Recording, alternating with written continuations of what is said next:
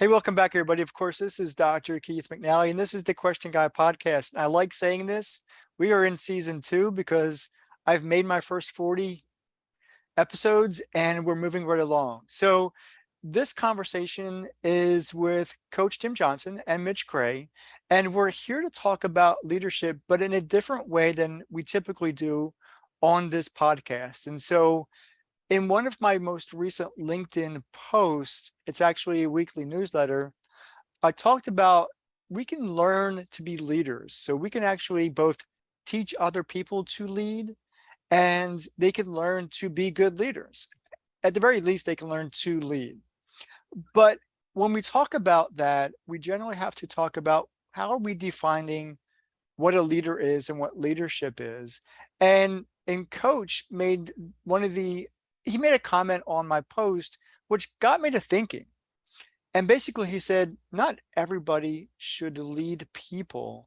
And I want to take this opportunity to dig a little deeper into that conversation, not knowing where we're going to go, but I think it's going to be really good because both of these gentlemen with me today are leaders in their own right, and they both have sports backgrounds. And so I just added that because I know that's going to be an important part of our conversation.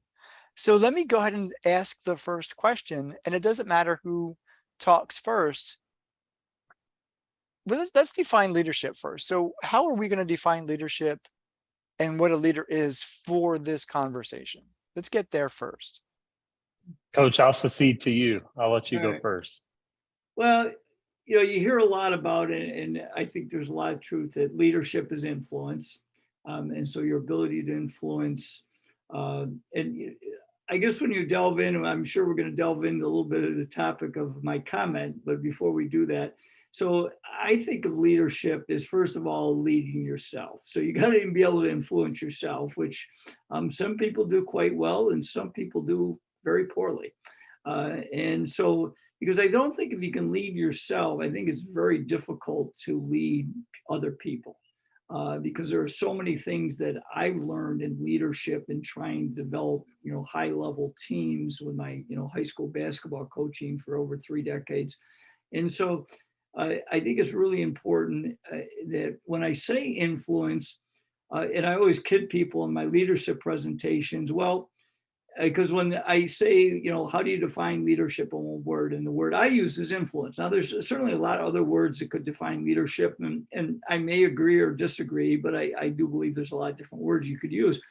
But when I say, when I want to focus on what I call correct leadership, it would be influencing in a positive way. Because I'll bring up, Martin Luther King Jr. Was he a leader? I think most people would say yes, and they probably would say he led in a most positive direction, even though he was going through an extremely difficult time with civil rights. But then you go, did Adolf Hitler influence people? He certainly did. Now, I wouldn't agree with his tactics, and I think most human beings with any rational mind would say that, he was not a leader per se, the way that we would like to teach leadership, but he certainly influenced. In fact, he influenced more people than a lot of leaders did. So, which is sad to say, but very true.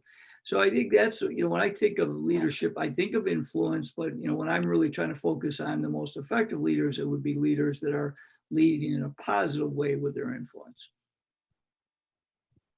Mitch? Yeah, and so I'll kind of take your cue, Coach, with a one-word answer. And similarly to influence, for me, it's impact, which you could almost say are synonyms in a way. They're kind of the same word in different form. And Yeah. And you mentioned those two historical characters slash figures that did make great impacts, not necessarily great meaning positive. They made large impacts on the history of humanity. And we could go through the line. There's a genealogy of people that have made large impacts. And in fact, Keith, I think on a show recently, we talked about the idea of the neutrality of the definition of leadership, which is kind of what's going to bend toward the question of, do you have to be, is every leader a leader of people? But if we're talking about the idea of influence and impact, you could actually be a leader of influence and impact without ever actually being a leader of people. And so that idea is really interesting to sink into. And this whole thought of, to really pull it down to its roots, you have to have a neutral definition of leadership to even start the conversation of what is the ripple effect of leadership. And that's, I think, where we get ourselves in trouble when we're talking about leadership. Keith, you alluded to it. You use the word leadership and people automatically think leader of people. But what Well, about isn't people who that are leaders? typical? That's It quite is typical. Yeah. It is typical. Just like Coach said, most people think leadership is positive. But to really dig into it, we have to have a neutrality of good, bad, positive people, whatever, and just begin at a basic root level of leadership is influence, it's impact. And if you take that further, what about the leaders of innovation? What about the leaders of content? What about the leaders of creativity?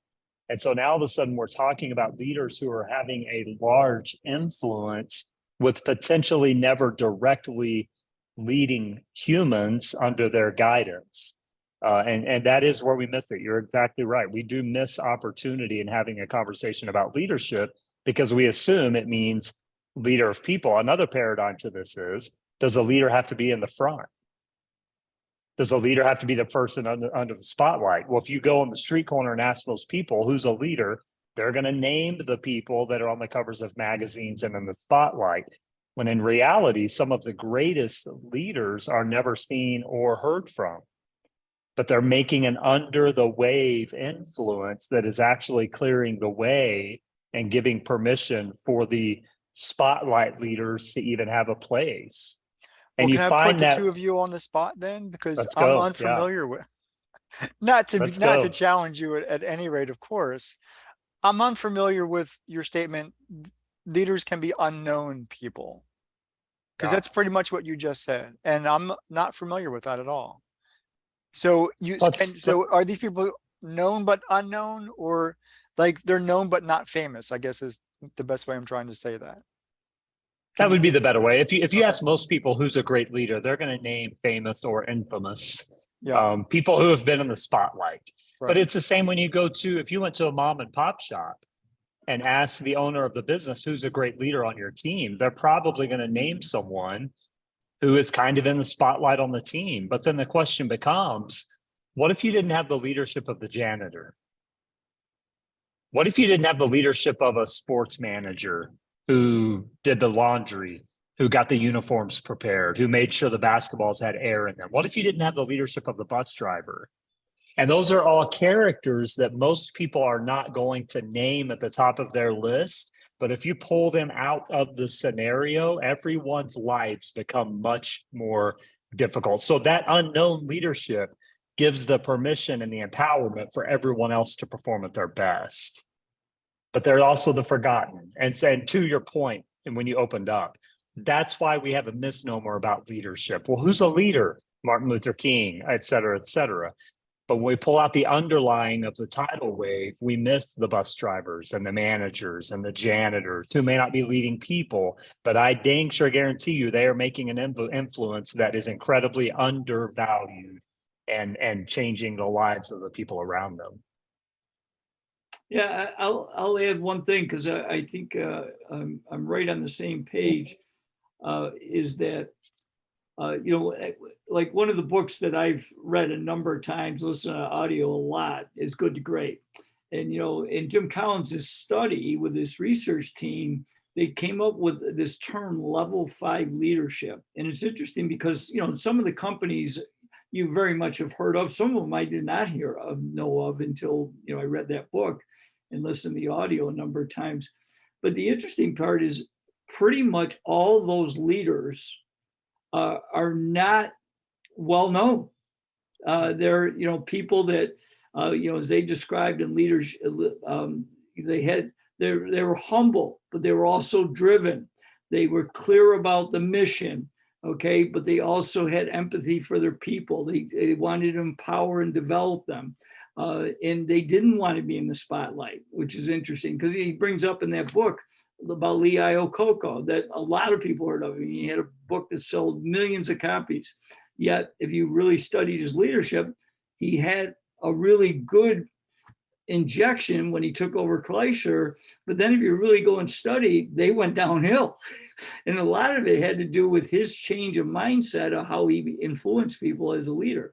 So I think you had a great point there, Mitch, is that there are so many people that do lead with impact or influence that probably don't lead a lot of people. And as you said, many people that are very good leaders yet are extremely unknown and don't want to be known, you know? Right. So with that in mind, and because I want to be clear, when I opened up the conversation, it was because Coach said some people should not lead other people. And I kind of want to get there. I think we're almost getting there, only that we've now defined how we can look at what a leader is: a person of influence, a person of impact, and keeping that neutral, not weighing it good or bad.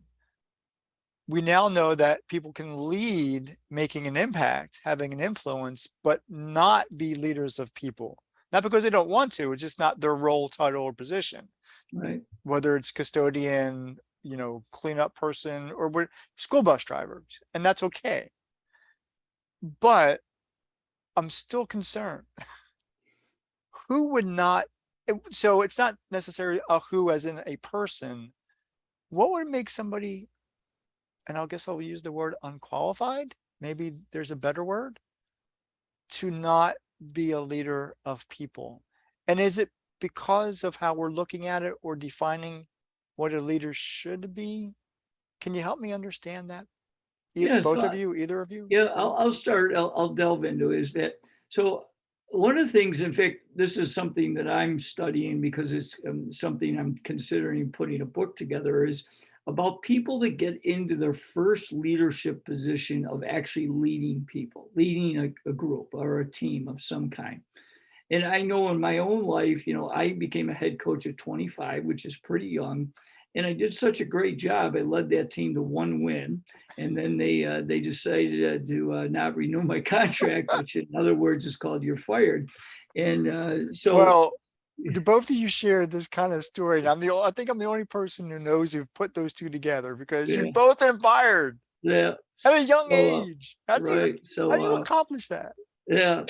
So, but I think the interesting thing is that is when I'm looking at people, some people, an easy illustration for me in business is the salesperson, male or female. It's extremely capable and successful in selling a product usually, okay? Because usually if it's a service, then there are more people that they need to probably have some type of team. But in a product, there's probably a team, but they not necessarily are leading that team at all. They are an individual contributor. They've become very good at, selling, the whole process. So, I'm not going to get into. But then you see so often, and that's part of what I see in business, is to get to another level, and usually finances is part of it. I now got to be the sales manager. Okay. And I kid people, sometimes we call them the sales mangler, because what they do is when now they try to go into leading a team of people, they flounder miserably. Because to me, there's a lot we could share about this, but I'll share just a couple things to keep it concise. One is it's a different mindset. One of the things we talk about all the time, I know, that Mitch talks about, how to get the right people on your team. And it's something I talk about, when I'm picking the right people for your team, is having clarity of what I call the we over me. Well, the first thing is when you take over to lead people, you got to be the first we over me guy, because you have to understand what your decisions are now based on what's best for the team and not necessarily best for you. And I think that's a really hard transition for people that have been successful as individual contributors to now all of a sudden embrace this mindset where I now got to be empowering, energizing, helping grow leaders on my team and give them the opportunities to shine the light on them. Whereas when you were an individual contributor, especially when you're successful, the light was shined on you. You were great, right? You know, you made your swales quota, you doubled your quota, whatever it happened to be. And I think that transition, that's why I say that I don't believe all people should be leaders of people, because they struggle with that transition and they end up destroying teams as opposed to, you know, empowering them and building them to a better level than before they got there. And I think it's okay to be. Now, I would say that, I know that was a strong statement. I think as a person, you should be a model. And, you know, if you have a family, you probably should be, you know, you're still a leader of the family in some way, I would think. So I don't say that you're never going to lead people, because almost everyone has a circumstances where you need to do something. But what my point was being is that to take over a team, you got to learn a different mindset and a different skill set.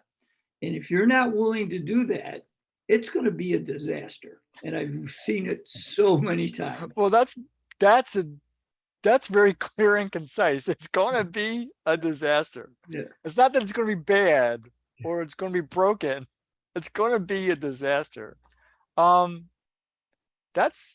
quite a statement. And so we're really doing this good. Mitch, true, false? Your opinion? Oh, 1000% okay. true. It's going to be a disaster. Like there's no cutting corners, and we could give case testimonies, you know, till we're blue in the face.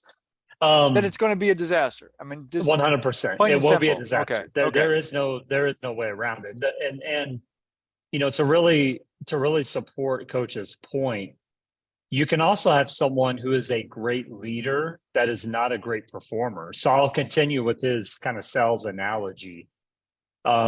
You can easily have someone who is an average salesperson that is actually your greatest CEO.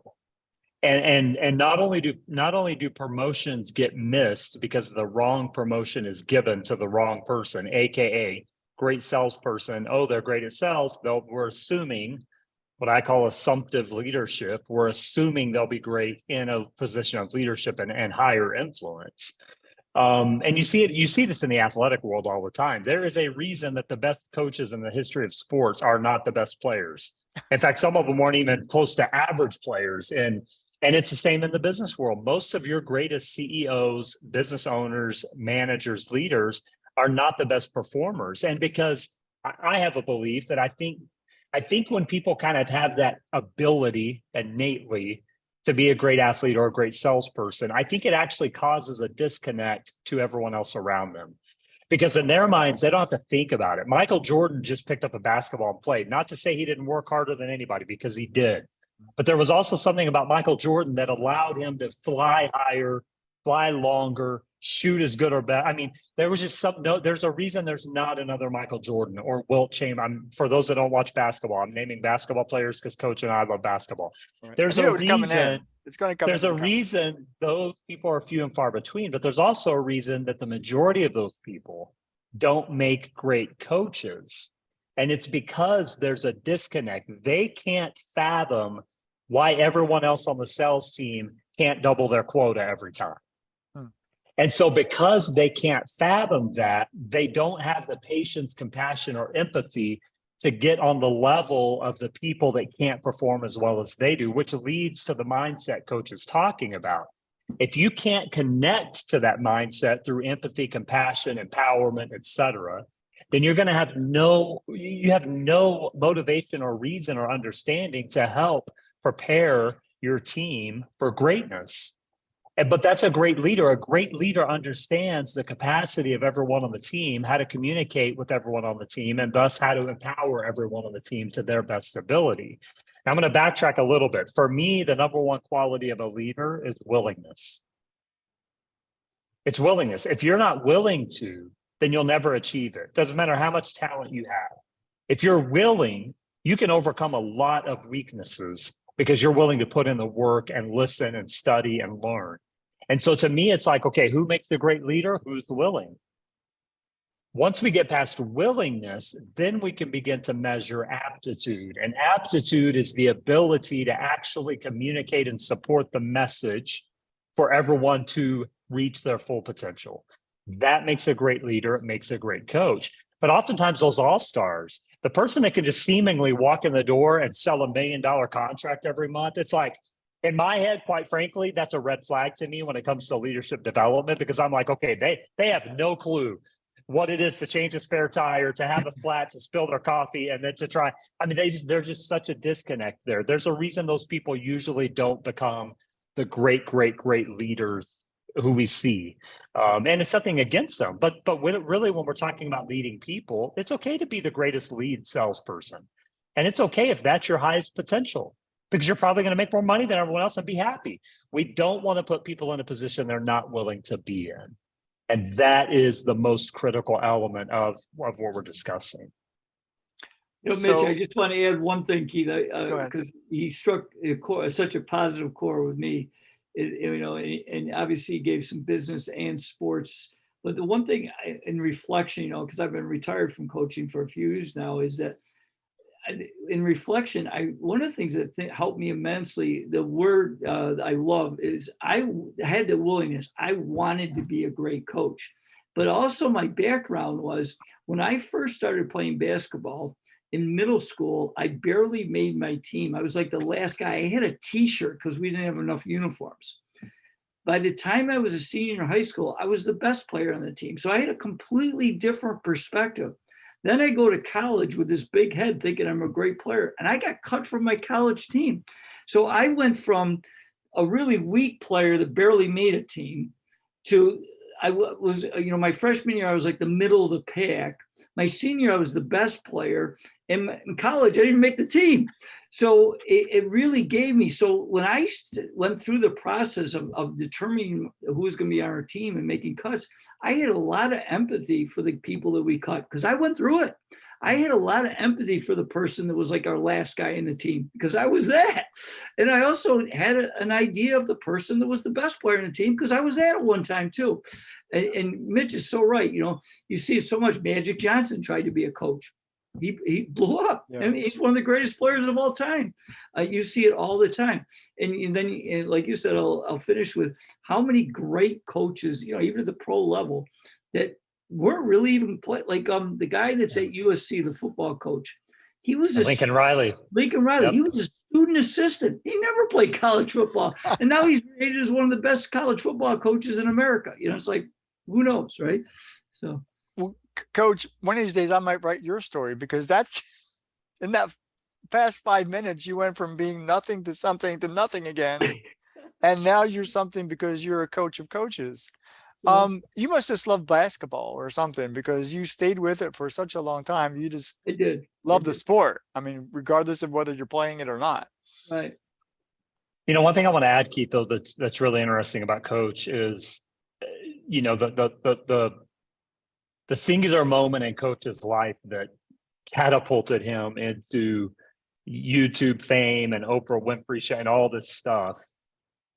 That singular moment was actually prepared by all the moments that he just mentioned. Because without that empathy and compassion for his player, J-Mac, without that mindset and openness to saying, hey, we need to honor this kid in this moment, that moment would have never happened, ever. And so that to me is a testimony of how when we prepare ourselves through experience, perspective, compassion, empathy, it actually opens the gateway to opportunities that we can't even fathom or imagine. And gratefully, and I know Coach and J-Mac are both incredibly grateful for that moment, but because of that moment, it's actually leveraged a lot of opportunity that may or may not have ever presented itself since. And so that to me is that disconnect we're talking about. When you lose the ability to comprehend life through empathy, compassion, and understanding, you really find yourself kind of on an island. And that's what you often see, especially in sales teams. Oftentimes the number one salesperson isn't really a part of the community on the team. They're kind of just to themselves. And you see that in sports, and you see it, in many facets of life, that the best performer is often the most disconnected socially, communicatively, et cetera, because that empathy and understanding is just kind of missing. And so I want to highlight for the listeners, that, that moment in time for coach and for his player and his team, that wasn't a singular event. That was actually an opportunity that was prepared from the time coach got cut, from the time he barely made the team. That increased that empathy and compassion so that when that moment presented himself, he could go, okay, this is the right thing to do in this moment in time. And that is what really motivates and inspires great leadership, is remembering those moments that led to this moment. Very well said. Thank you. I can't do anything else with that. That was just beautiful. I can't. I mean, how do you can't, that was just it was fantastic. Apparently the two of you know each other very well. And so We've never met ever. Okay. We've never Are in you in the- person. We haven't in But I've person. met him in Actually, person. we've Just on had a screen. lot of great conversations and a few text messages, and but coach and I connected early and through you, in fact, thankfully. So grateful, and we've had some really amazing conversations. Actually, that's true. And I was jealous for a while because you're the you connection. developed a really good relationship. And I said, I knew him first. And that's okay. I'll say one thing that Mitch said, because I've done a lot of reflecting in my life since I left coaching, and it's interesting because I speak a lot, or I was, and I'm starting to get back out there now. COVID obviously was a difficult time for all of us, but is that I belong to this committee that works on this local. It's actually a national conference, but we bring it in locally. And one of the guys that worked on the committee, I didn't know this. He actually opened up to me last year. And he goes, I was so jealous of you because you made this big thing because you put a kid in the game and that's all you did. And then he goes, after I got to know you, he goes, I realize there's a lot more to you than just one act of kindness, And so I appreciate what you're saying, Mitch, because, once you got to know me, you realize, that I wasn't just because I put a kid at one time. Right. Yeah, that wasn't your lottery ticket. That was just what I like to say, gravy on the biscuits of a life well lived. So yeah. I want to end this conversation with like some dramatic, take home, but I can't because the whole conversation is really of value, and it's really understanding how human behavior works in order to lead, whether you're leading other humans or not. And so I do appreciate that. I think my question has been answered, to be quite honest. I think I have a better appreciation for why somebody should not coach, and that was your words, should not lead other people, because maybe that's not their best role. And every time I think about that, I love sports. I'm just not a sports person. And so I'm jealous of that part too, because Mitch talks sports all the time, but and of course it's both basketball for you. So I did say that at the beginning of this conversation that would come up. And so I do know that. I did know that. For me, it's Star Trek. And I think about Captain Kirk, and just, you could say what you want about the whole series, but in the movies, he was promoted to Admiral. And then of course, we realized his best place was captain of the ship. Right. And so knowing your place, I guess, and what is innately you and how you interact with others, I guess, is really a part of that leadership element or component. And I think, Coach, you said it yourself, it's your ability to reflect on that makes you a better leader for it. Any final thoughts before we end this conversation? I just close by saying that, the one thing about, and this is not going to be anything earth sharing, but I think I want to be a reminder for everybody's listening, is that leadership never ends. And what I mean by that is, I actually, other than I do presentations on leadership, I write a lot about leadership and that kind of thing, but I can't get enough about it because it's just something I'm so passionate about, because leadership to me is such a great thing, but it is a very challenging thing. That's why I said to you, Keith, that I don't think everybody should lead people because they don't want to embrace, as we talked about, woolliness, that they don't really want to do the things they need to do to lead a team successfully. But my reminder is that if you want to be a great leader, then you got to be really into continuing to grow as a leader and learn as much as you can, through reading, mentors, experiments, the list goes on and on of just figuring out. And the last thing I'll say about that is, like I listen to a ton of podcasts and, I'll Mine? pick up, yes, absolutely. I pick up an idea and I write in my idea journal. And and what I like about it is, it's just sometimes how somebody says something is like, oh, that was good. It wasn't like it was something that I never heard of, but just the way it expressed it, because I think one of the huge things in leadership is communication and the ability to clearly communicate the vision, the mission, those types of things are so important and often so neglected in leadership. So leaders, you got to keep growing every day. Yeah, I love that, Coach. And I'll finish with kind of affirming something that you said earlier, and that is the first step in great leadership is leading yourself. And that's regardless if you're leading others outside yourself or not. And to me, it's the old saying, know thyself. Self-awareness is so critical. And part of that is when you know yourself, when you're self-aware, you know your best role.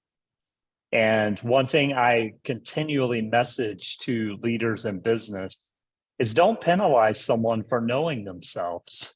Mm-hmm. If you go to promote someone and they say no, there's probably a reason and a truth to that. And but you see that so often as they get penalized. Yeah. Well, you don't want the promotion, so we're going to if they know themselves, they know their best seat on the bus. So just make the seat better. Like do what you need to do to make their lives more empowered. And so that's really that first step of knowing yourself. And that goes hand in hand with what you mentioned about constant growth, constant learning, constant education. Is just becoming more self-aware about who I am, the type of leader I am, and my best role in life. And when you can show up every day at your best, everything else usually takes care of itself. That's a great point. I'll say one last thing is that, people ask me, Coach, do you miss coaching? And I always tell them, this is my blood. I did it for 35 years. I'm always going to miss it. But I said this the other day and somebody asked me that question. I said, you know what? If I took a team over again, I would be a way better coach than I was 6 years ago, just because I've learned so much more. But here's the thing that I'm missing. I was an all-in guy, and I don't have that kind of drive anymore to put that kind of time and energy like I did when I was coaching. So even though I know a lot more, and I think I would probably build a good culture, I would struggle because I don't want to stay up to midnight to watch a game film anymore.